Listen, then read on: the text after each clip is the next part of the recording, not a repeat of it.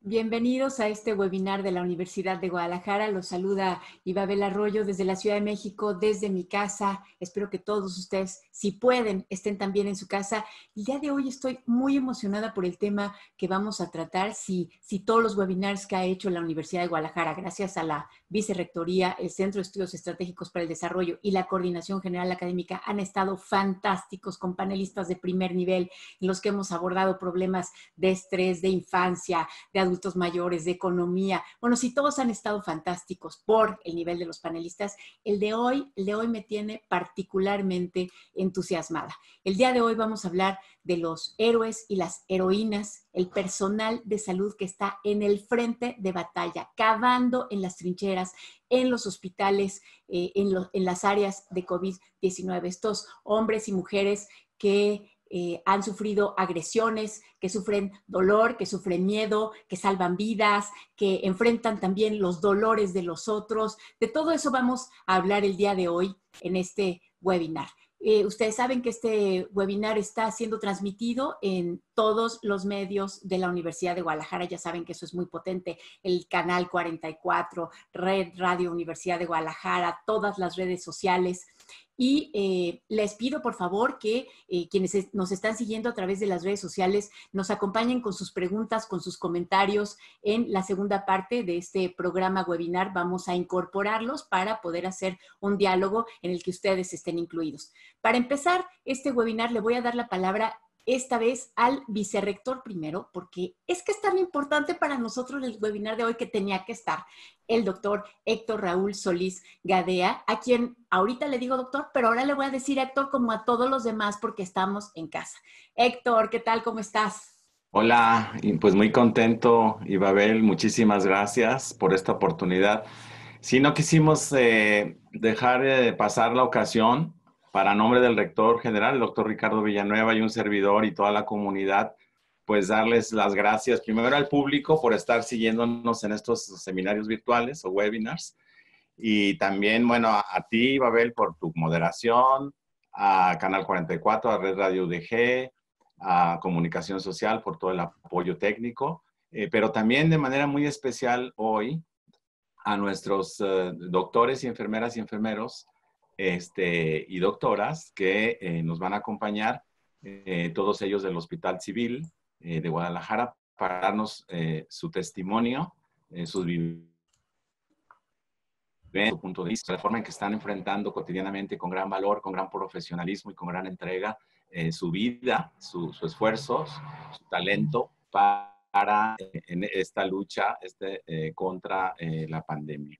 De verdad que será muy interesante escucharlos. Queremos hacerles un reconocimiento, queremos hacerles un pequeño homenaje, dando a conocer al público sus puntos de vista, que se comunique la gente, etcétera, para que todos como sociedad apreciemos el trabajo, la lucha, el esfuerzo que cotidianamente realizan. Así que ese es el motivo de este mensaje de ánimo, de agradecimiento, de gratitud, de cariño hacia nuestros profesionales médicos y de la salud que tenemos, obviamente los de los hospitales civiles, sino de todo la infraestructura hospitalaria de Jalisco y de México, por supuesto. Y queremos contribuir a esta conciencia de gratitud y de aprecio para nuestros profesionales de la salud. Así que pues muchas gracias y yo ya aquí me retiro y espero que sea un gran seminario. Muchas gracias. Es el mensaje del vicerrector de la Universidad de Guadalajara, Héctor Raúl Solís Gadea, y dice muy bien, en este programa vamos a escuchar a 4 profesionales de la salud, 2 responsables de enfermería y 2 médicos internistas e infectólogos del Hospital Civil, pero a través de ellos en realidad vamos a estar escuchando a muchos otros médicos del país, de otros hospitales que todos los días están batallando con esta epidemia y que están viviendo cosas que ustedes no se imaginan. No sé si ustedes han visto algunas fotos en las que están marcados en su rostro queda marcado por los cubrebocas. Eso no es nada. Y aparte no es porque esté apretado, es porque sube, me cuentan, hasta 5 grados la temperatura del cuerpo, se deshidratan y entonces por lo tanto se les marca todo. Y eso no es nada. Ahorita vamos a escuchar algunas otras cosas, pero también vamos a escuchar algunas recomendaciones y consejos muy importantes para quienes llegan a un hospital con sospechas de estar enfermos de COVID, o quien lleva a un familiar o quien ya tiene a un familiar en el hospital. Consejos y recomendaciones que ellos dan día a día y que los hacen batallar a ellos y batallar también a los familiares cuando no se tiene la comunicación correcta y los familiares están esperando otra cosa y luego eso deriva en agresiones. De todo eso vamos a hablar. Y fíjense, está tan fuerte la cosa que íbamos a empezar con el área de enfermería para que nos contaran lo que están haciendo los enfermeros, que además, por cierto, quienes están en el área COVID, ojo, son voluntarios. Voluntarios quiero decir que levantaron la mano para estar allí. O sea, no es que los hayan obligado a llegar a esa área, levantaron la mano. Pero no vamos a empezar con ellos porque andan corriendo y entonces apenas se están incorporando. Así que vamos a empezar mejor con la doctora Montserrat Alvarado. La doctora Montserrat Alvarado, ella es médico internista, es además infectóloga, está en el área COVID del Hospital Civil y nos va a contar sobre este primer paso en el que llega uno al hospital y ellos se enfrentan, es decir, los médicos, con la decisión de decir si se queda o no se queda un paciente que está probablemente infectado con el coronavirus y de enfermedad COVID-19 y los problemas que eso les puede generar y las reacciones que eso genera en los familiares. Le voy a pedir a Montserrat Alvarado que vaya activando su micrófono para que nos pueda platicar y como a todos le voy a hablar de tú y por su primer nombre. Montserrat, es un placer tenerte aquí. Muchas gracias por haber destinado parte de tu tiempo el día de hoy para estar en este webinar. Yo sé que están saturados. Te lo agradezco mucho. Adelante. Muchas gracias. ¿Qué tal? Buenos días a todos. Pues bueno, sí, yo les voy a platicar un poquito de lo que nos enfrentamos en el triage o en la decisión de que si un paciente se tiene que quedar o no hospitalizado. En primer lugar, a mí me gustaría hacer un poquito de conciencia para la sociedad en qué momento acudir al hospital, porque se están saturando los sistemas de salud, porque muchos pacientes acuden sin tener datos de alarma.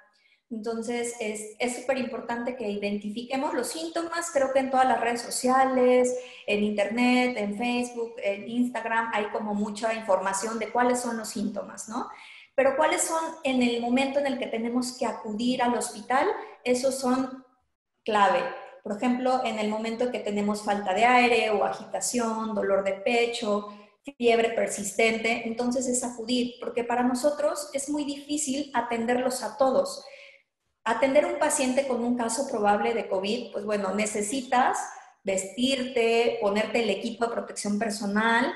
Nos toma mucho tiempo en cada paciente. Entonces, cuando llega un paciente que realmente tiene síntomas muy leves que probablemente puede resolver en casa y es un paciente sin factor de riesgo, joven, pues no tiene la necesidad de llegar al hospital y exponer a otras personas, porque ahí los dos escenarios son que este paciente pueda exponer a alguien más a infectarse o que si él no tiene COVID, se infecte con alguien que está esperando que realmente tiene. Entonces, se expone a eso. Hay muchas líneas como Radar Jalisco, donde tú puedes hablar y decir, bueno, tengo estos síntomas, ¿qué hago? Busco un personal de salud, me hacen la prueba, porque de verdad que nos ha tocado que llegan familias completas de, vengo porque estuve en contacto con alguien positivo. Oiga, ¿y tiene síntomas? No. Entonces, o sea, esto es un hospital. Aquí necesitamos tener un flujo de pacientes que ameriten quedarse o una revisión. Obviamente no les negamos la revisión, el chequeo, los signos vitales, pero eso nos quita tiempo para pacientes que realmente están atrás de ellos, que necesitan nuestra atención. Entonces, eso sí me gustaría que pues, la sociedad tomara conciencia de cuándo ir al hospital, ¿no? Con los datos de alarma, se los repito, de que falta de aire, agitación, que vean a su familiar con alteración del estado de conciencia, que la fiebre esté persistente y pues además que tenga factores de riesgo, ¿verdad? Que sea diabético, hipertenso, edad mayor, etc. Y pues bueno, y aquí viene el segundo tema que a mí me gustaría tocar. Cuando llegan al hospital, pues ya les decimos, ok, ¿sabe qué? El paciente tiene criterios de hospitalización, se tiene que quedar porque su saturación de oxígeno está bajita, porque tiene una neumonía. Entonces, desde ahí ya viene lo que nos enfrentamos con los familiares. Oiga, ¿y es COVID? Bueno, ahorita todo lo que sea neumonía y fiebre, pues para nosotros se va a tratar como eso hasta no demostrar lo contrario, ¿no? Entonces, sí les decimos que necesitamos aislarlos, ponerlos en una sala de aislamiento, en lo que hacemos pruebas y confirmamos el diagnóstico. Entonces, ahí ya empezamos con una barrera de los familiares, de que no es que lo va a meter a una sala donde está el COVID, donde van a haber pacientes infectados y si él no lo tenía se va a infectar, y pues empiezan con un poco hostil el tema, ¿no? Como tú mencionabas, sí, nos ofenden, nos agreden, creen que pues nosotros queremos infectarlos. Es increíble eso de que ellos nos dicen, de que es que usted lo va a meter ahí y lo va a infectar. Les cuesta mucho entender que se tiene que aislar por seguridad de su familia y del resto de la sociedad a un paciente con un caso probable de COVID. Les decimos que puedan quedarse con su celular para que estén en contacto con ellos, haciendo videollamadas y que vean que realmente no les estamos haciendo nada malo. Pero aún así, a pesar de que hay pacientes que requieren la hospitalización porque llegan muy malitos, firman altas voluntarias porque prefieren llevárselos a saber que van a estar en un lugar aislado y con pacientes con COVID. La gente quiere que tú les digas en ese momento si es o no es COVID. Es difícil porque pues nosotros no tenemos unos ojos de pruebas de PCRs, ¿no? Obviamente la clínica, las radiografías, todo te dice, bueno, parece, es un caso sospechoso y probable, pero pues hay que confirmarlo. Entonces nosotros los ponemos como en unas salas donde están los sospechosos, ya que los confirmamos, los pasamos a la otra sala. Entonces ahí es eso, ¿no? Entonces también hay otros pacientes como los adultos mayores siempre y los niños tienen síntomas que no son los típicos que escuchamos en las redes o en la tele, ¿no? Y llegan por síntomas totalmente distintos, ¿no? Como dolores abdominales y no han tenido fiebre, no han tenido tos, pero por la saturación baja se le toma una radiografía y ves que tiene una placa muy fea.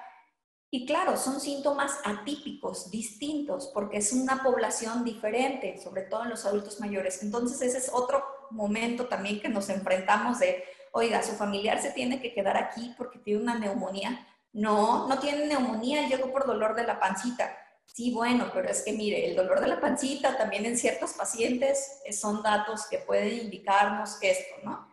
O llegó por diarrea. La diarrea también es un síntoma que puede presentarse por COVID. Entonces también ahí empezamos con, creen que inventamos los diagnósticos, es muy difícil que nos firmen consentimientos de hospitalización y a veces pues nos ofenden y nos agreden, ¿no? Nos hemos sentido asustados porque hay familias que son muy, te exigen que los atiendas, pero que no los atiendas en el área COVID, que los atiendas en otra parte del hospital, pero tú les dices, no, lo siento, es que tienen que quedarse aquí. Y entonces se hace como un momento muy hostil y de poca relación médico-paciente, ¿no?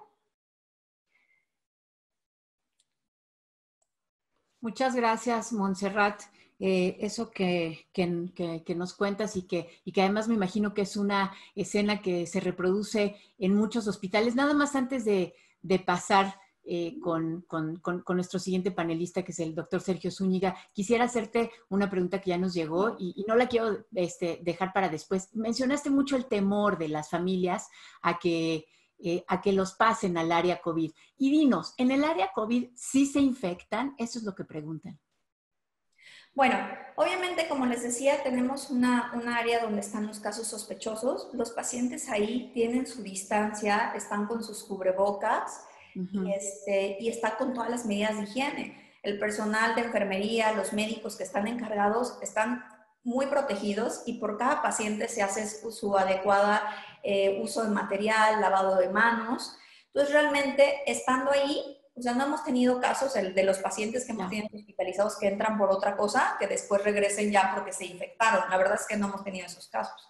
Y hay muchas enfermedades que pueden simular COVID y bueno, los descartamos y ya sea que los sacamos a la sala de general ya para que continúe con su manejo o pues si los confirmamos, los pasamos a la sala ya de confirmados. Y no nos ha Claro. pasado de que un paciente regrese porque 2 semanas antes o una semana antes estuvo en la parte de sospechosos COVID y ahora sí regresó por COVID. No nos ha Ya. pasado hasta ahorita. Entonces, la verdad es que yo creo que se toman las buenas medidas de higiene y de protección que pues nosotros, los que estamos ahí ahorita, afortunadamente ninguno hemos salido infectados porque pues, nos cuidamos bastante.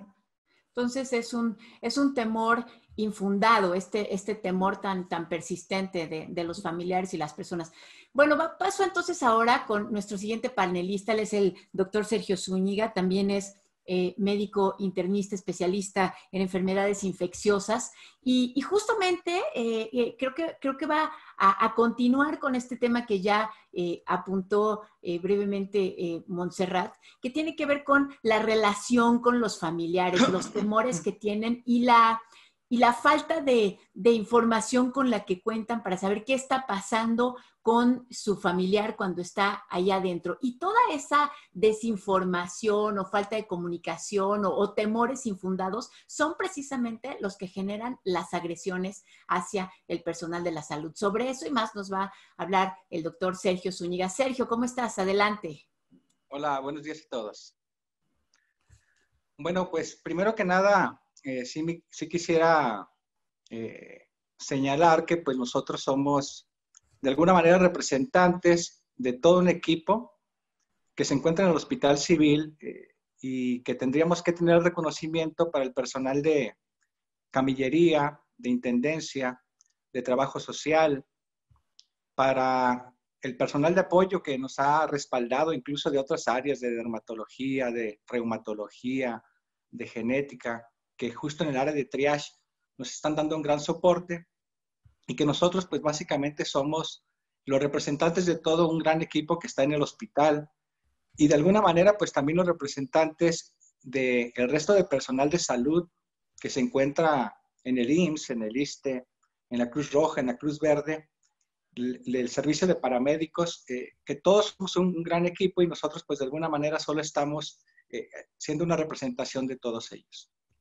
Dándole continuidad a lo que comentaba la doctora Montserrat, cuando nosotros una vez que pasamos visita a los pacientes con COVID, pasamos a dar informes a cada uno de los familiares, si pudiera haber alguna fricción por falta de información, pero yo siempre he sido convencido de que gran parte de esa fricción o de que no hay una relación médico-paciente-familiar es porque no nos comunicamos de la manera adecuada y no le estamos dando las bases al familiar, al paciente, para que ellos se sientan con la confianza y sepan qué estamos haciendo dentro del hospital, cómo los estamos manejando. Para ello quisiera apoyarme de una diapositiva, si me pueden pasar la primera, por favor, en la cual nosotros podemos ver cuáles son los 4 posibles escenarios del manejo de ventilación, del manejo de la oxigenación de un paciente que nosotros internamos en el área de COVID. En la parte superior podemos ver los pacientes que de manera sencilla pudiéramos catalogar como muy graves. Son aquellos que nosotros los tenemos en la unidad de terapia intensiva, manejado por especialistas en terapia intensiva y que, como ven en la imagen, pues tienen un tubo literalmente en la tráquea y pues son los pacientes más graves. En el siguiente escalón de esta pirámide tenemos los pacientes graves. Ahí los manejamos con unas puntillas de alto flujo. Este aparato nos permite proporcionarles oxígeno a través de la vía nasal, como se ve en la imagen, y con un margen de 15 litros hasta 40 litros. El tercer escenario serían los pacientes que están delicados, aquellos que pudiéramos manejar con una mascarilla. La limitación de la mascarilla es que el aporte máximo que nos puede dar es de 6 litros por minuto. Y quizá los pacientes más estables son aquellos que están en la parte inferior de esta diapositiva, son aquellos que pudiéramos manejar solo con puntillas nasales. Vemos cómo las puntillas nasales, el aporte es de 3 litros. De tal manera que cuando está un paciente internado, desde que llega, nosotros le informamos en qué parte de esta pirámide se encuentra. Llegó muy grave, está con ventilación mecánica, lo estamos manejando con alto flujo y con qué requerimientos de oxígeno, 40 litros, 15 litros, o está con mascarilla con 6 litros. Y de esa manera, día a día, le vamos actualizando cómo está ocurriendo la evolución del paciente, si está estabilizado, si cada vez requiere menos necesidad de oxígeno o, por el contrario, si ha presentado un deterioro y cada vez requiere una demanda superior de oxígeno. Sí es importante señalar que un paciente pudiera llegar con requerimientos mínimos de oxígeno, con requerimientos de 3 litros, vamos a suponer, pero que quizá dentro de su tiempo de evolución de la enfermedad apenas estamos en el día 8 o 9. La mayoría de los pacientes que se deterioran y que progresan hacia la intubación ocurre entre el día 11 y el 14 de evolución. De tal manera que ahí les señalamos claramente que efectivamente en ese momento tiene requerimientos de oxígeno mínimos, pero que existe la posibilidad que en la siguiente 48, 72 horas pudiera deteriorarse y requerir ventilación mecánica asistida, alto flujo o quizá el uso de mascarilla. De tal manera que se va a ir actualizando la información día por día. Ahora, el siguiente punto, me pasan la siguiente diapositiva, por favor, que tenemos que ver es cuáles son las complicaciones que ocurren en un paciente que se hospitaliza. La podemos dividir en 3. Las complicaciones que ocurren relacionadas por el mismo COVID, las complicaciones que ocurren por el simple hecho de estar en un hospital y las complicaciones que ocurren por los comórbidos del paciente. Ojo, el punto 2 y 3, eso ocurre en todos los pacientes por cualquier enfermedad cuando se internan. Cuando alguien se interna, puede desarrollar una neumonía, una infección de catéter, alguna alergia, alguna diarrea asociada a antibióticos. Y cuando alguien se interna en un hospital, pues evidentemente va a requerir del manejo de sus comórbidos. La glucosa en los diabéticos se les descompensa, hay que manejarla. Los hipertensos también hay que manejarlo. Si tienen problemas cardiovasculares, arritmias, pues también eso se pueden descompensar. Estos 2 puntos ocurren en cualquier persona siempre que se interna en un hospital. Y naturalmente, si en este caso se interna por COVID, pues tampoco está exento de tener ese tipo de complicaciones durante su estancia hospitalaria. Ahora, las complicaciones relacionadas al COVID por sí solo no solo son pulmonares. Y eso es importante señalarlo porque se ha difundido ampliamente que el COVID pues afecta a pulmón. Pero debemos recordar que el COVID también puede complicarse con trastornos de la coagulación que predisponen a formar coágulos, trombos, a nivel del sistema nervioso central, en los pulmones, en las piernas, además de complicaciones cardiovasculares, complicaciones renales. Y ese es uno de los problemas también que a veces la gente, por falta de información, no entiende. ¿Cómo que lo metió por una neumonía y ahora me dice que tiene una embolia? Pues sí, justo eso puede pasar como una complicación de esta infección viral. Y por eso es importante que las personas conozcan cuáles son las complicaciones que pudieran ocurrir por COVID.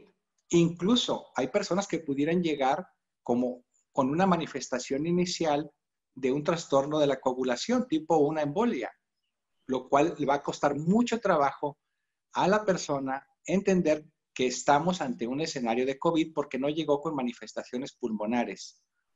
Ahora, recalcando eso de las complicaciones pulmonares, es importante señalar algo que se llama hipoxia silente. Las personas con esta enfermedad, de manera muy característica, llegan con la oxigenación extraordinariamente baja. Pueden llegar saturando a 60, 50, 40 y llegan platicando. Y eso se conoce como hipoxia silente o hipoxia feliz. Y a la gente le parece increíble que una persona que llegó platicando, que llegó caminando, a las 48 horas esté complicada. Sí es importante que se conozcan estos escenarios para que la gente se vaya familiarizando con qué es lo que hacemos en el hospital para manejarlos, cuáles son las complicaciones que pueden ocurrir en el hospital para que de esa manera tengamos una mejor relación médico, paciente y familiar. ¿Podemos ya terminar con esta diapositiva, por favor? Y bueno, con esta diapositiva yo terminaría mi primera intervención, básicamente señalando que sí será importante la comunicación estrecha. En el Hospital Civil hemos permitido, como ya lo dijo la doctora Montserrat, pues que los pacientes tengan su celular de tal manera que estén en comunicación con sus familiares, y pues se han establecido incluso videollamadas, a veces en situaciones muy críticas y que se han vuelto muy dramáticas, para que haya una comunicación y que nos permite a la toma de decisiones cuando se requiere alguna decisión médica. Muchas gracias. Él es el doctor Sergio Zúñiga, médico internista y especialista en enfermedades infecciosas del Hospital Civil. Sergio, muchas gracias por esta primera intervención. Oigan, si yo ya los admiraba y ya estaba entusiasmada por escucharlos el día de hoy, bueno, después de estas dos primeras intervenciones, pues más, porque yo habría pensado que humanamente habrían dicho, les vamos a decir por qué nos agreden, porque son ignorantes, no nos dejan hacer nuestro trabajo, estamos saturados, y en lugar de eso se fijan que lo que hicieron fue, a ver, estamos teniendo un problema de comunicación, les vamos a explicar lo que está pasando en el hospital para que no tengamos ese problema de comunicación. Me parece de una generosidad impresionante después de todos los problemas que han enfrentado con los familiares, de las agresiones y de la saturación y el estrés con el que están viviendo. Muchas gracias. Ahora vamos a darle la palabra a nuestra siguiente panelista. Ya nos va a hablar del contacto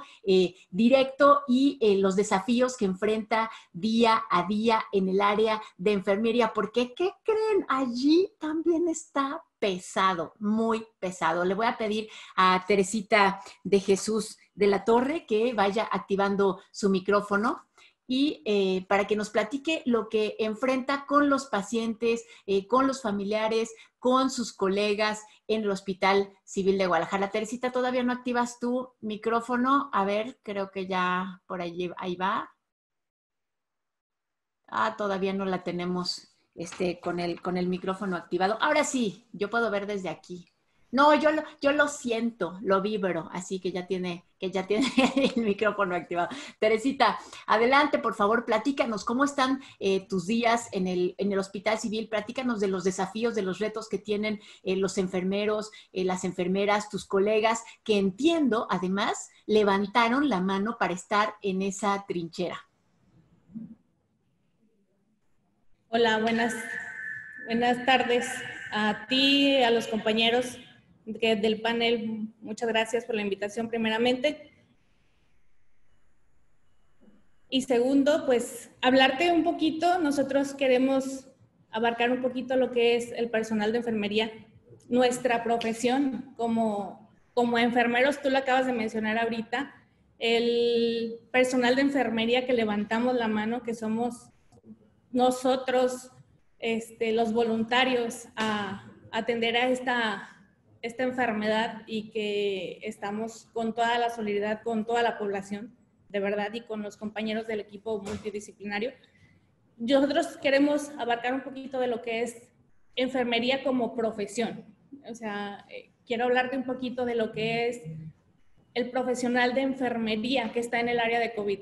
Uh-huh. Quiero darte a entender a ti y a todas las personas que nos están escuchando y viendo, que somos personas con una cédula profesional, con un título, que somos personas con todo el compromiso, con estudios, 5 años que logramos estudiar para llegar a ser lo que obtuvimos, que es un título en una cédula, pasando por muchas cosas, como es campos clínicos. Es muy importante que las personas sepan que nosotros desde un segundo semestre vamos a hospitales, incluso nuestro hospital, el Hospital Fray Antonio Alcalde y el Hospital Civil Juan y Menchaca, somos hospital escuela. Tenemos muchas compañeras que se dedican al día a día a preparar este personal de enfermería. Entonces, no solamente somos personas asistenciales, somos enfermeras y enfermeros docentes que formamos al personal que en un futuro va a estar en estas áreas, que va a atender estas contingencias, que vamos a estar al pie del cañón enfrente de estas pandemias que estamos como el día de hoy. Es muy importante también darte a conocer que en este año la Organización Mundial de la Salud nos llamó como el año del personal de enfermería, del año de la enfermera y de la patrona o matrona, como quieran llamarlo, por el hecho de que nuestra alma mater o nuestra fundadora de la era moderna, que es la enfermera Florencia Nightingale, su bicentenario. Nosotros pues estábamos felices porque íbamos a festejar con todo lo que se pudiera este año internacional, que nos dieron el favor, este año que nos hicieron el favor de invitarnos a festejarlo. Y pues bueno, nos aparece esta pandemia y creo que es celebrarlo de otra forma, es celebrarlo alzando la mano y diciendo, aquí estamos, el personal de enfermería está al frente de todo a nivel mundial. Déjame decirte que hay una cifra que la OMS maneja muy importante, que el 50% del personal de la salud somos personal de enfermería. O sea, imagínate qué hermoso que esta profesión trasciende a nivel mundial. Y aún así falta muchísimo personal de enfermería, pero es importante mencionar esa parte. También mencionan la Organización Mundial de la Salud, que somos la columna vertebral del equipo de salud. O sea, somos personas importantes en un hospital. Si nosotros, esto de verdad, y creo que los doctores estarán de acuerdo conmigo, no tendríamos, somos nosotros parte fundamental de este trabajo. Somos un trabajo en equipo muy, muy importante. Como tú lo mencionas y los han mencionado los doctores, los familiares somos nosotros. Entonces ahí es la importancia. También mencionan la OMS que nosotros consagramos nuestra vida hacia la enfermería y hacia el paciente. O sea, nosotros, consagrar es una palabra hermosa que a mí me llamó mucho la atención porque no es cualquier cosa estar consagrados a una profesión y nosotros lo logramos. Nosotros amamos tanto esta profesión que de verdad lo hacemos.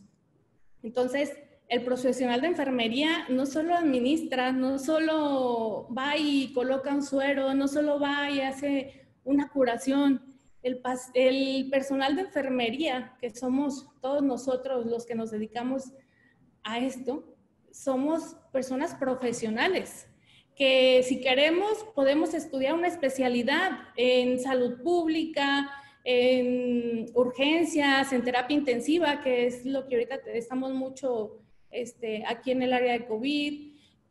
Hay especialidades en las cuales podemos abarcar, podemos hacer una maestría, un doctorado, podemos llegar a hacer qué tanto lo que nosotros queramos, un máster. O sea, somos personas preparadas para eso y muchísimo más. Entonces, creo que el dejar bien claro que el personal de enfermería que está aquí y a nivel mundial es persona preparada y es pieza fundamental del equipo de salud en la atención directa del paciente para su restablecimiento de la salud.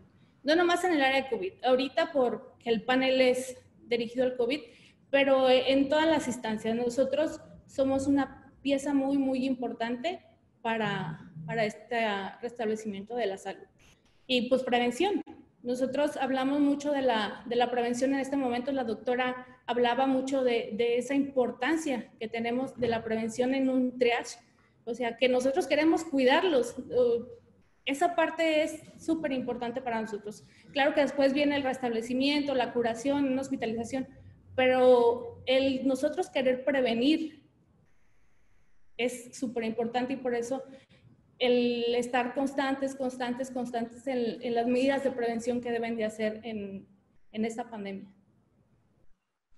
Muchas gracias, Teresita. Muy importante lo que nos acaba de recordar, Teresita, porque sí, efectivamente, entre el personal de salud hay discriminación y de pronto parece ser que los enfermeros, las enfermeras que son profesionales de la salud son empleados. Son empleados del paciente que están allí para nada más traerle el vaso con agua cuando lo necesite. Y no, por supuesto que no. Bueno, eso por un lado. Y por el otro, lo que me llamó mucho la atención que nos dijiste ahorita, Teresa, es esto de que además de ser profesionales, en este momento, en zonas aisladas del COVID, ustedes son los familiares. Eso me pareció brutal. Yo creo que vamos a regresar a eso más adelante.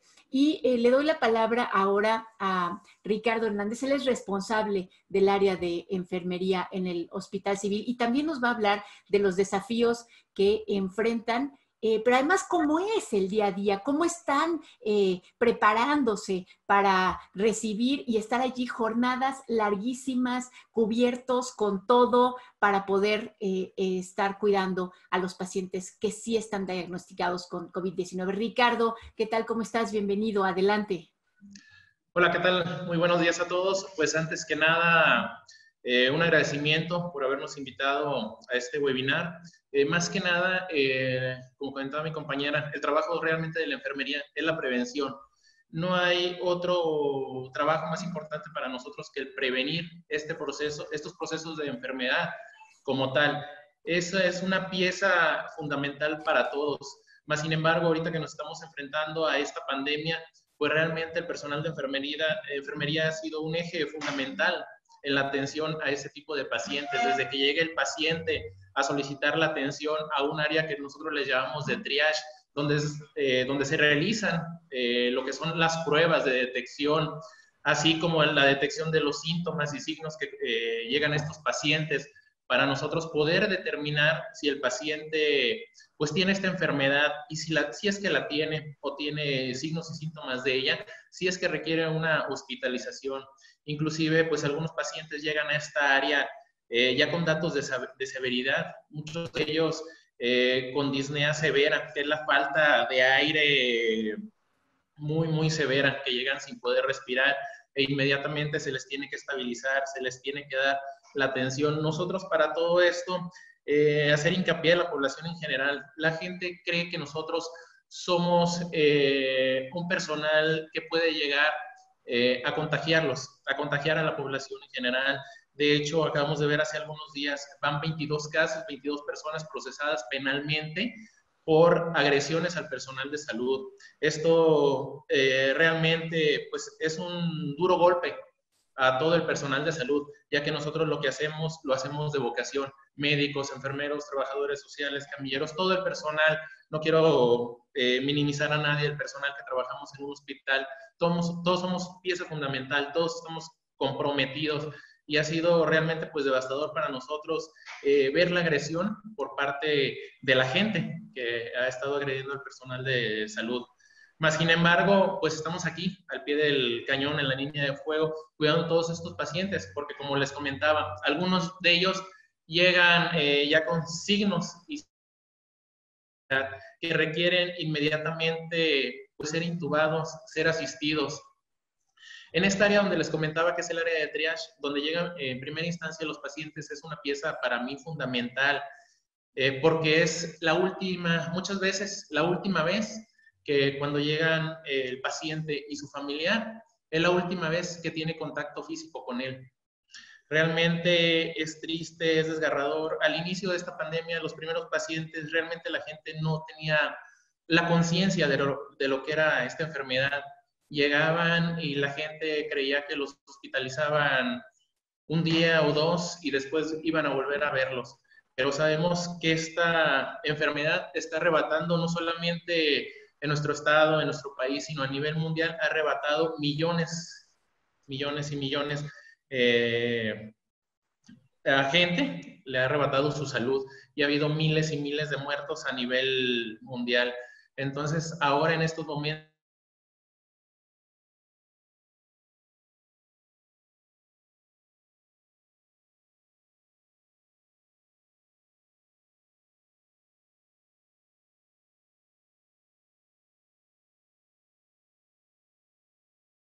desgarrador. De ahí posteriormente, pues nosotros al ser profesionales de la salud los pasamos a un área de hospitalización. En esta área de hospitalización, como ya mencionaba mi compañera Tere, está atendida por profesionales. Como ya lo dijo Ibabel, somos profesionales los que estamos ahí en la unidad, voluntarios que somos trabajadores del hospital, sí recibimos un sueldo, pero nosotros, como lo comenté ya en un inicio, alzamos la mano, médicos y enfermeros, para estar ahí atendiendo a estos pacientes, porque sabemos de la necesidad, tenemos el compromiso con la sociedad. Entonces, estos profesionales que atienden a los pacientes hospitalizados, e inclusive muchos de ellos son especialistas en salud pública, especialistas en pediatría, en múltiples especialidades de la salud, que le están brindando al paciente cuidados muy, muy específicos para restablecer su salud. No es nada más, como comentaba mi compañero, administrar medicamentos, colocarle un suero al paciente, etcétera. No, son cuidados muy, muy específicos, son cuidados muy, muy demandantes para este tipo de pacientes. Nosotros, al estar con estos pacientes, nosotros, como comentaron en un inicio, utilizamos equipo de protección personal muy, muy específico para protegernos nosotros, para nosotros no estar infectados y no llevar esta infección a nuestra familia, a todos los profesionales de la salud. Al estar los pacientes hospitalizados, como les comento, muchos de ellos con esta enfermedad, al no haber un tratamiento específico, una vacuna específica en estos momentos, muchos de ellos se van deteriorando y necesitan pasarse a un área de cuidados intensivos, como lo vemos en las películas, como lo vemos en las series, en las novelas, donde requieren de asistencia mecánica ventilatoria, lo que le dicen comúnmente el que le ponen un tubo en la boca al paciente. ¿Por qué? Porque él no puede respirar por él mismo, porque necesita este apoyo, ya lo mencionó correctamente el doctor Zúñiga, que es progresiva esta enfermedad. Entonces, necesitamos en esa área, el paciente necesita como tal cuidados altamente especializados. Nosotros, al ser un hospital escuela, y no hablo solamente de nuestra institución, en todas las instituciones del país, en las áreas de COVID, hay gente, personal de enfermería, profesionales de la enfermería altamente capacitados. Muchos de mis compañeros son especialistas en cuidados intensivos como tal, que requerimos 5 años de ir a la universidad para ser enfermeros y posteriormente mínimo 2 años en especializarnos en esta área de cuidados intensivos. Entonces, nosotros somos gente preparada, somos gente responsable y con vocación que podemos cuidar a los demás.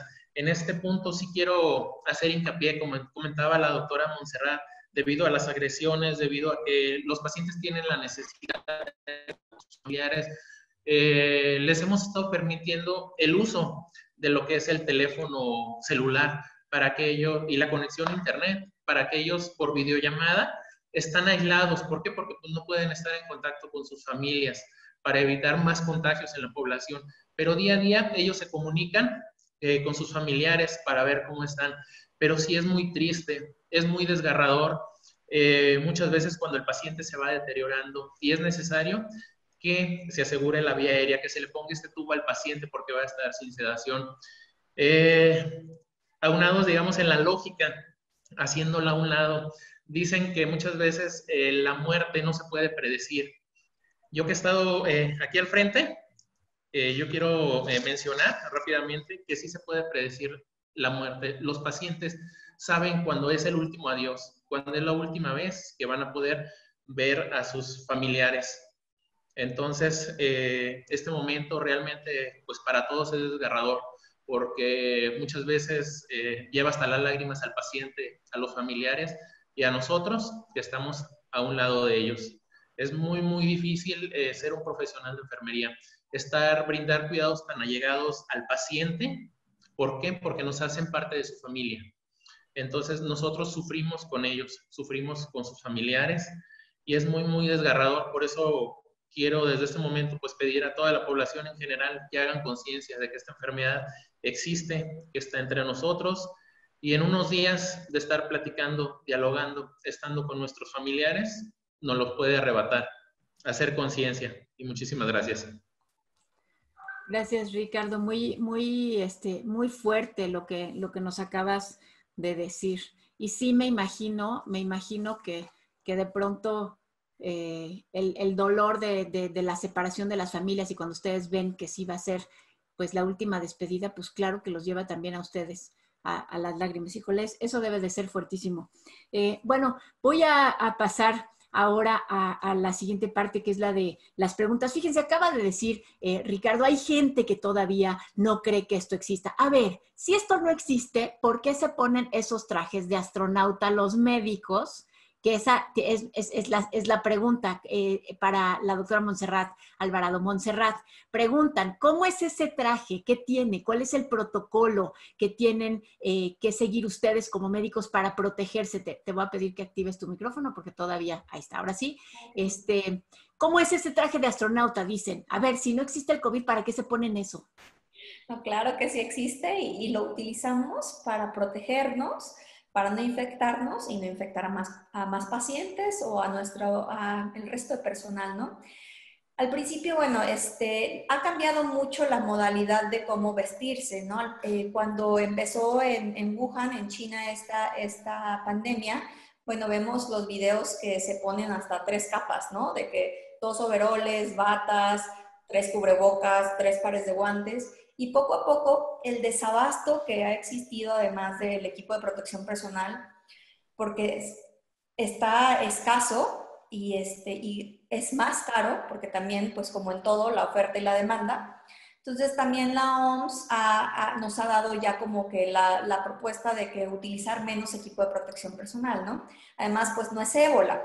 Entonces, pues sí, es de alto riesgo de contagio, pero no es necesario ponerse todo el equipo en ciertos procesos, ¿no? Por ejemplo, cuando estamos en el triage, no es necesario utilizar todo el equipo de protección personal para interrogar al paciente. Eso nada más nuestro cubrebocas, nuestra careta. Ya cuando lo vamos a explorar, bueno, ahí sí, ya nos ponemos una bata desechable, 2 pares de guantes, unas botas, el gorrito.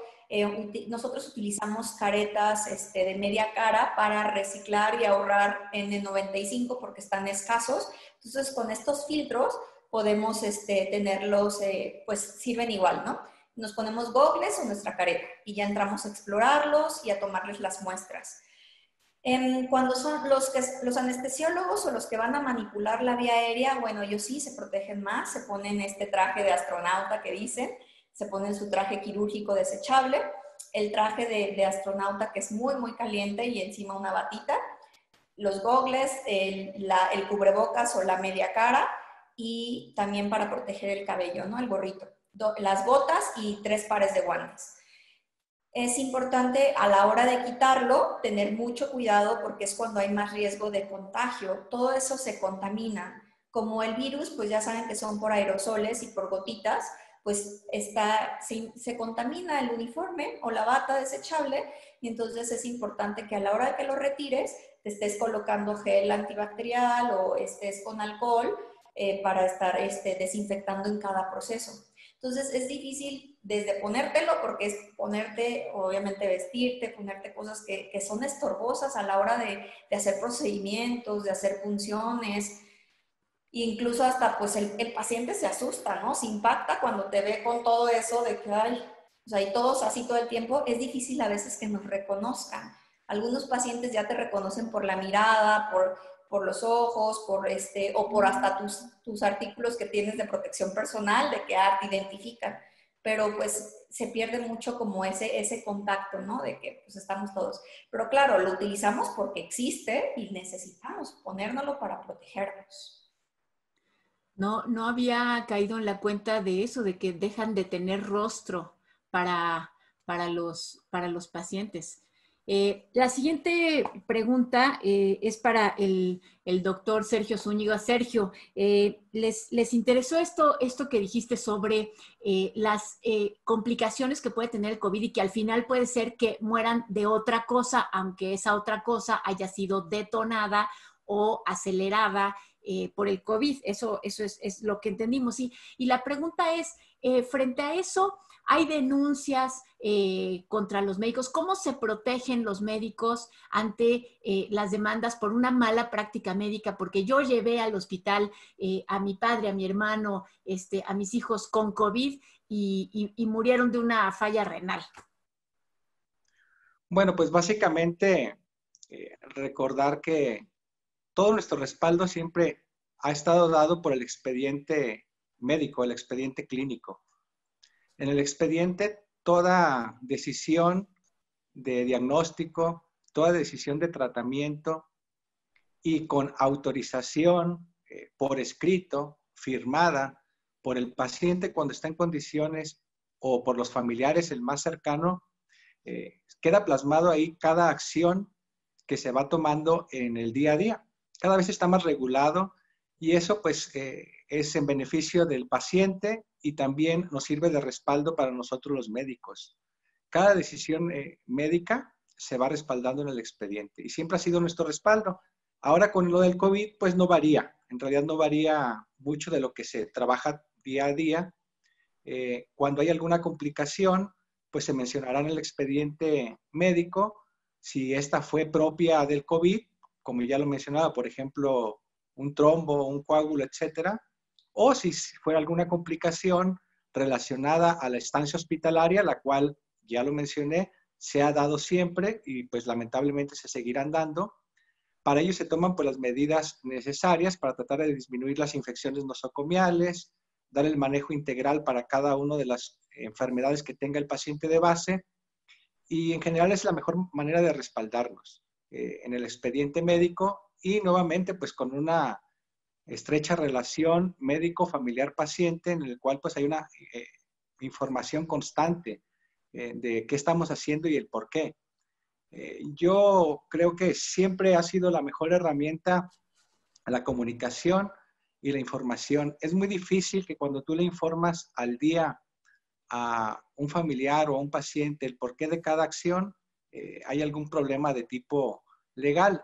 En general, la mayoría de este tipo de problemas legales surgen justo de una mala comunicación.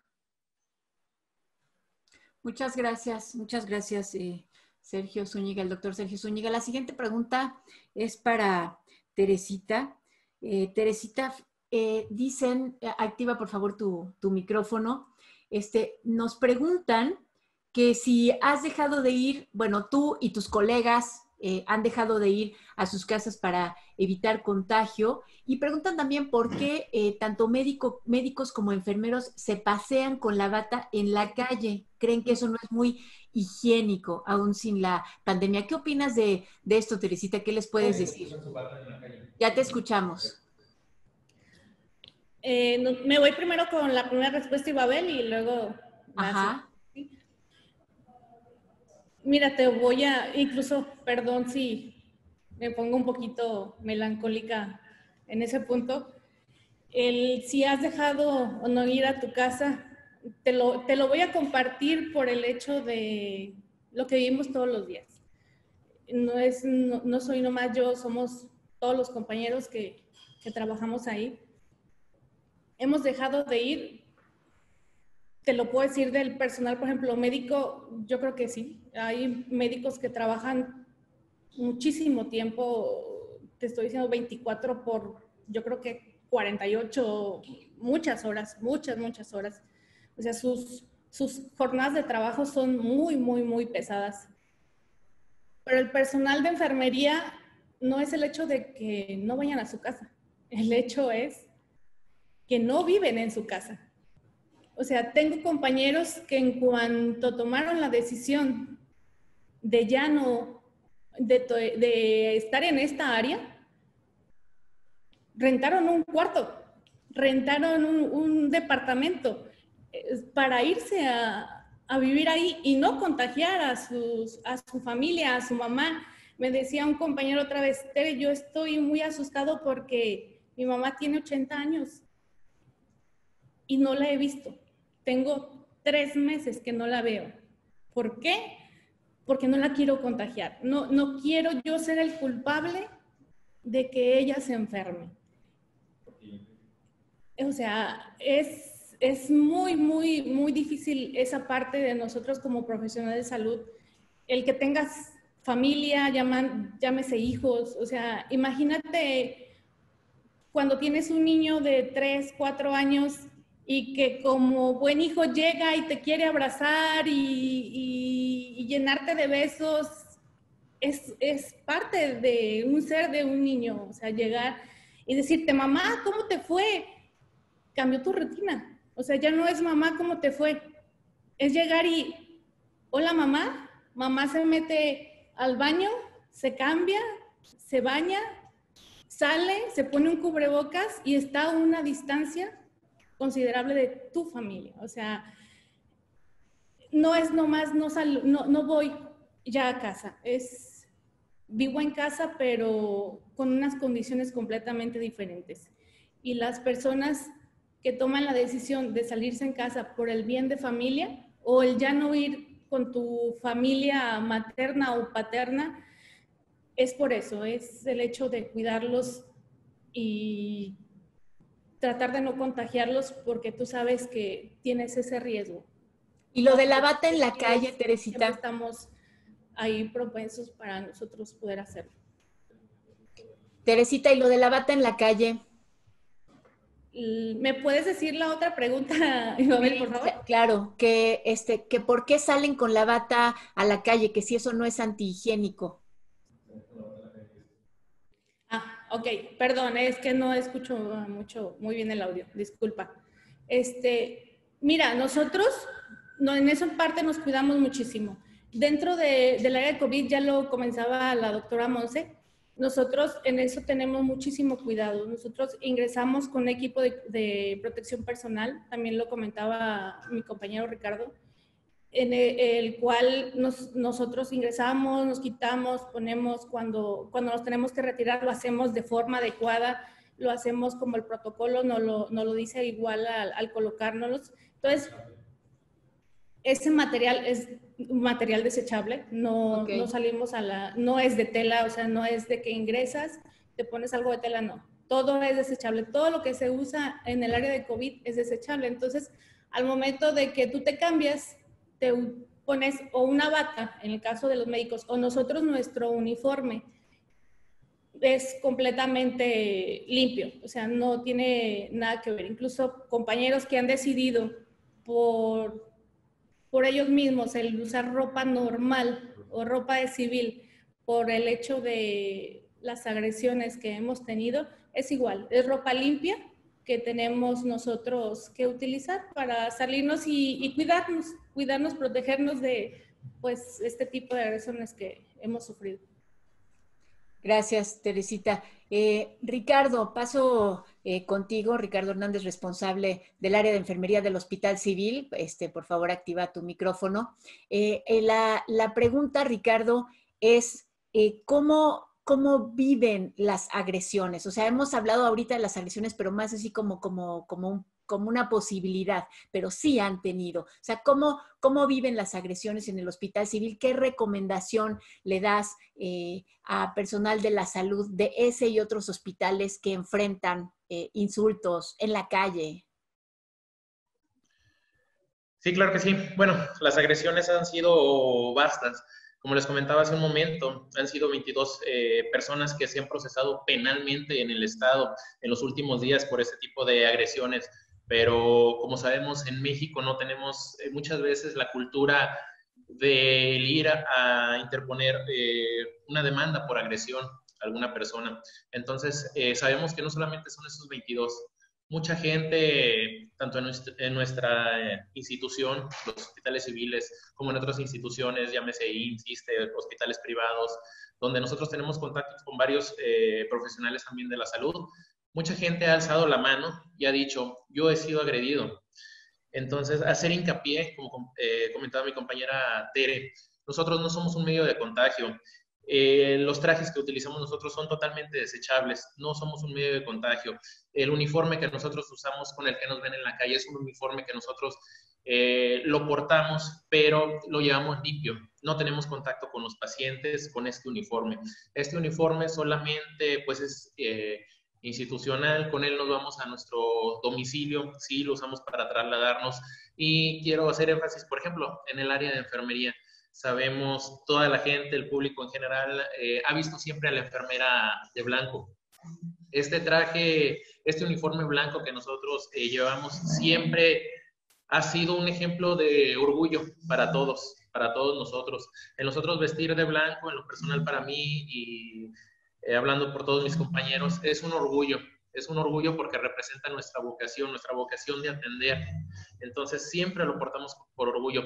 En lo personal, yo y algunos de mis compañeros, a pesar de este ambiente de agresiones, de este ambiente hostil que se ha generado en la sociedad hacia nosotros, hemos decidido el seguir usando este uniforme a pesar de las agresiones. ¿Por qué? Porque lo portamos con orgullo. Es un orgullo ser enfermero, es un orgullo ser profesional de la salud y por eso hemos decidido, a pesar de las agresiones, portar nuestro uniforme. Nada más sí, hacer mucho énfasis que no somos un medio de contagio y que este uniforme que portamos con orgullo no es un medio de contagio porque es un uniforme totalmente limpio con el que no tenemos contacto con los pacientes.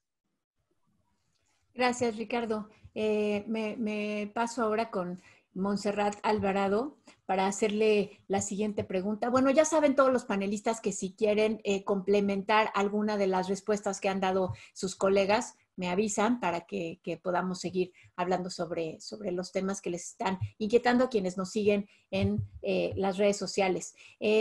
Montserrat, nos preguntan, ¿cuántos médicos hay atendiendo a pacientes de COVID y cuántos pacientes hay? O sea, lo que quieren saber es cómo está de saturado y de verdad si hay suficientes médicos para la atención, Montserrat.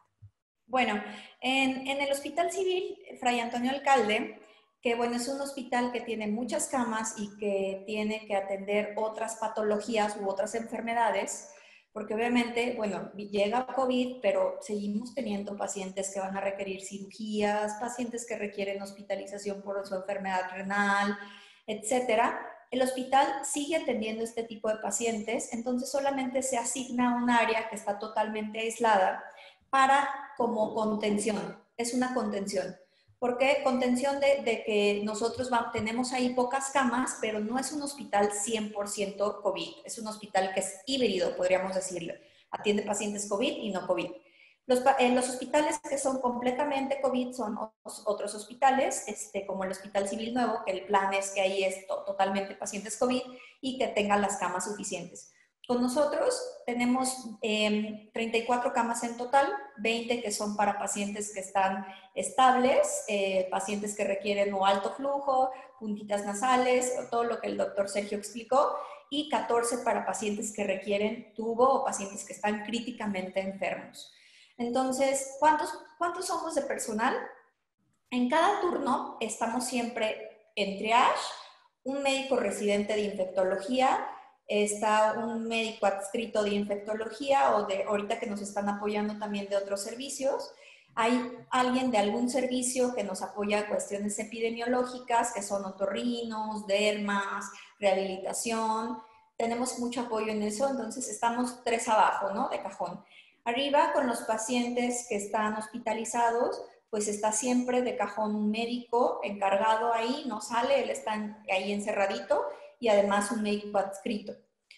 Y pues en la terapia intensiva también tienen pues el personal de unidad de cuidados intensivos, los residentes de unidades de cuidados intensivos y residentes rotatorios de otras especialidades. Aquí ahora sí, cardiólogos, gastros, endocrinos, reumatólogos, todos estamos atendiendo a los pacientes COVID, pero para que el paciente tenga una buena atención. Como ellos mencionan, mis compañeros, pues ha sido un trabajo en equipo. No es nada más que nos corresponda a los internistas o a los infectólogos, todos estamos involucrados, hasta los de rehabilitación física, genética, nos están apoyando, están ahí ayudándonos en guardias. Entonces, somos el suficiente personal para atender a los pacientes. Claro que ese es en el contexto de mi hospital. Otros hospitales, lo que les digo, que ya son 100% exclusivos COVID, pues ellos también tienen otro equipo, ¿no? Pero se trata de cubrir las necesidades de los pacientes. Gracias, Montserrat. Y Sergio Zúñiga, también médico internista, especialista en enfermedades infecciosas, le preguntan a Sergio que, bueno, en realidad son 2 preguntas. Una sobre los cubrebocas, que es la eterna discusión del planeta. ¿Es de verdad que si hay dos personas, una infectada y otra no infectada, y los dos tienen cubrebocas, se reduce notablemente el contagio. ¿Qué tanto se reduce? Esa es la primera pregunta. Y la segunda pregunta, ay, ya la perdí la segunda pregunta, aquí está.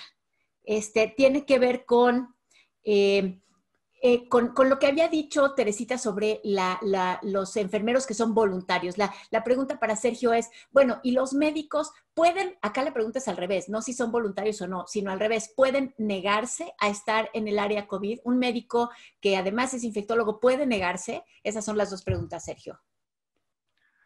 Bueno, la primera pregunta que tiene que ver sobre el uso adecuado de cubrebocas, cada vez hay mayor evidencia que ha sido contundente sobre que el uso adecuado de cubrebocas reduce de manera importante la probabilidad de infectarte y la probabilidad de que tú transmitas el virus SARS-CoV-2. El qué tanto te protege un cubrebocas depende de muchísimas variables, desde si es un cubrebocas N95, que como su nombre lo dice, te da un 95% de protección. De ahí viene la mascarilla quirúrgica, que en general no tiene mucha diferencia en cuanto a protección contra una N95 cuando estás expuesto en una situación donde no haya generación de aerosoles, y es por ello que, como lo mencionaba la doctora Montserrat, nosotros utilizamos cubrebocas quirúrgico para hacer el interrogatorio inicial de las personas que sospechamos que tienen COVID, y también incluso el uso de cubrebocas de tela, depende del tipo de tela con el que te estés protegiendo, el tipo de protección, que varía desde un 70 hasta un 30%, va a depender del material que se utilice, el grado de protección. Y la segunda pregunta, que tiene que ver con que si algún médico puede negarse a entrar al área de COVID, pues claro que tiene el derecho de no participar si así lo decidiera. Afortunadamente, en lo que tiene que ver con el área de infectología, pues esto no ha sucedido así. Algunas personas que no hayan participado, pues más que porque se niegan, es porque en realidad tienen factores de riesgo muy explícitos, diabetes, hipertensión o algún uso de algún medicamento que sí compromete más su salud, y es más que nada su decisión basada en sus comórbidos, más que en una negación de participar en el área de COVID.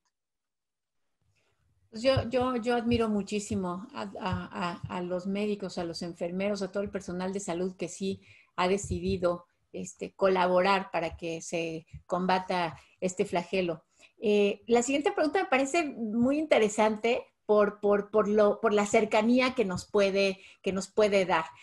Nos piden que si nos pueden relatar cuál ha sido el caso más doloroso. Híjole, espero que sí puedan hacerlo. Y esa no sé a quién hacérselo. A ver, levanten la mano. ¿Quién quiere? O sea, háganme así, el que nos quiera relatar un caso particular en el que recuerde con especial dolor. Teresita. Pero no se vale llorar, Teresita. Bueno, sí se vale. ¿Listo? Vas. Ya. Ok. Yo soy enfermera intensivista. Te voy a comentar algo que para mí de verdad ha sido el caso más triste de mis 12 años de carrera como enfermera. Y triste porque esta enfermedad no te la esperas, no esperas vivir esto tan cercano y tan difícil. Yo tuve un paciente en un piso de aquí del hospital, vamos a llamarle Pedro.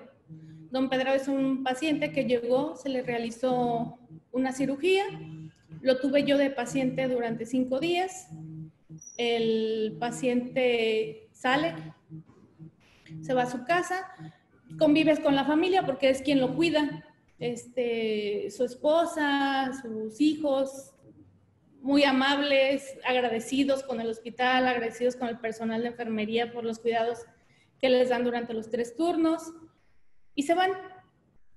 Un día durante la estancia en el COVID, la verdad, creas unos lazos muy cercanos, muy bonitos, empatía con el paciente cuando tienes esta vocación. Entonces un día entrando al área de COVID me dice una de mis compañeras, me dice, Tere, ¿te acuerdas de don Pedro, el paciente que tuviste? Ay, sí, le digo, claro que sí, le digo, ¿cómo está? Es que está aquí, está internado, está positivo. Y yo, ¿cómo? Sí, está positivo y está con un aditamento que nosotros llamamos alto flujo. Es una parte que el paciente debe tener pues para darle oxígeno a sus pulmones. Le digo, pues voy a ir a saludarlo, me toca ahora entrar en esa sala, llego, tú con tu equipo de protección personal pues ni te reconocen, ni sabes ni quién eres, ni nada. Entonces llego y le digo, don Pedro, buenos días, le digo, ¿cómo está? El paciente pues como no te conoce, te responde normal, o sea, bien. Digo, don Pedro, soy Tere, su enfermera que estuvo con usted en piso hace tantos días que lo operaron. Ay, Tere, o sea, fue un cambio total, o sea, fue un cambio así de bendito Dios que está alguien que conozco aquí. Entonces, Tere, fíjate que mira lo que me pasó, yo estoy muy triste, no sé qué voy a hacer, yo me siento muy mal, estoy aquí encerrado, no tengo, le digo, no se preocupe, le digo, aquí durante lo que yo esté aquí, le digo, voy a tratar de que esté más reconfortable y bueno, tratas de darles a los pacientes palabras de aliento. Salgo de mi tiempo, nosotros no duramos una jornada completa, nos dividimos el trabajo entre 2 equipos de trabajo porque de verdad es algo muy, muy pesado. El tener un equipo de protección personal, el no comer, el no tomar agua, o sea, es algo desgastante. Entonces, se junta el trabajo en el área de triage, que la doctora Monse y Richard ya les comentó un poquito lo que es. Entonces, bajo a apoyarlos. Entonces, veo llegar a una paciente y le digo, por decir un nombre, señora Lupita, ¿qué está haciendo aquí? Dice, es que ayer trajeron a Pedro. Le dice, y yo me empecé a sentir muy mal. Y yo, ¿cómo? Ella me dice, sí, pues le tomamos la oximetría y tenía 60. No, pues la pasamos rápido al triage, le colocamos su mascarilla, ya se la colocamos y bueno, pasó al área de hospitalizados. Tratamos de que estuvieran uno al lado del otro, pues para que tuvieran y se echaran ánimos. Cuando la ve don Pedro, fue así de, aquí estás, pero la tristeza de saber que ahí estaba la señora. Entonces, fue un golpe muy difícil para él, pero estaba feliz porque ya estaba en compañía de alguien. Esos días que yo estuve ahí en esa área, pues llegaba y yo, don Pedro, ¿cómo está? Tere, oye, ¿mi esposa ya comió? Sí, le digo, ya desayunó, no se preocupe. Iba con la señora y, oye, Tere, ¿ya se cambió de posición Pedro? No ha querido, pero ahorita le sigo insistiendo para que se voltee. Y así estábamos, en un sí, no, pero cuidándose. Ellos, era tan bonito que se cuidaban y me acuerdo que a don Pedro le decía, Tere, la luz de mi vida ya amaneció. Y yo le decía, sí, don Pedro, ya amaneció bien. Y era así. Yo me voy a mis 2 días de descanso. Cuando voy llegando el sábado a mi guardia, por gracia de Dios, me encuentro a una doctora y me dice, Tere, te voy a pedir un favor. Le digo, dígame, doctora, ahorita que entres a la sala, no le digas a don Pedro que murió su esposa. Yo volteo con la doctora y digo, ¿cómo? ¿Que murió su esposa? Sí, Tere, murió su esposa. Él no sabe. Él no sabe y sus familiares decidieron no decirlo por la gravedad de las circunstancias. Sinceramente, Ibabel, yo no entré. Es la parte difícil de enfermería, el llegar y poner una cara bonita cuando tienes esa empatía tan bonita con el paciente. O sea, es como una familia se destroza en minutos, en días. Es algo bien difícil.